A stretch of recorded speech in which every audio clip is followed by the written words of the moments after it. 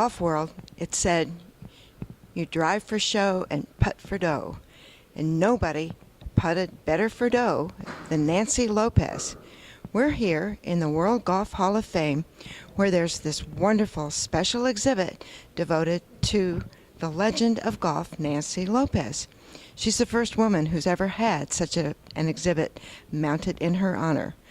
What did she do? Well, let's start with this.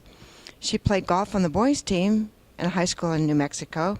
She was an All-American golfer at the University of Tulsa. Then she turned pro. Her very first year on the tour, 1978, she did something no one else has done. She won 5 consecutive victories. For that, she got Rookie of the Year, as well she should.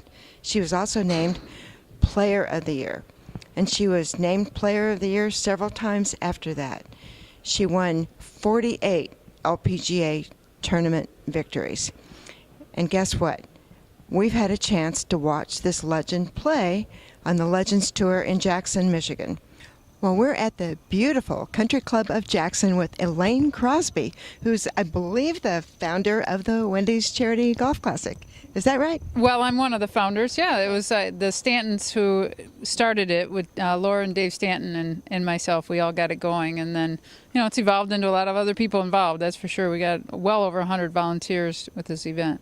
Well, it's so exciting to see so many great golfers play with here at the Pro-Am today with people from the community, and people are just having a blast.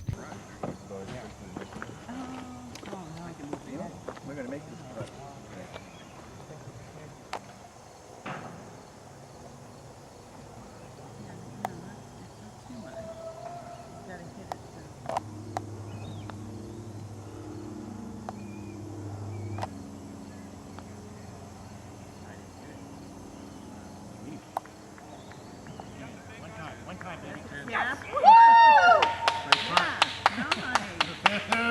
All right. Got good. Nice. Doesn't move much when you hit that. Yeah, these players, they really do a good job of playing.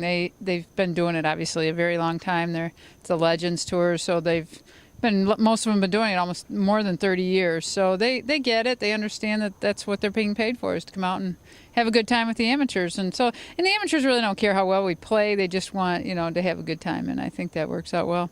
I heard lots of laughing this morning, and good shots and bad, but it's also kind of interesting because this tournament was one of the beginning ones as part of the Legends Tour. Is that right? It was this is the first tournament that was of this model, where we just play one day of tournament and then one day of Pro-Am.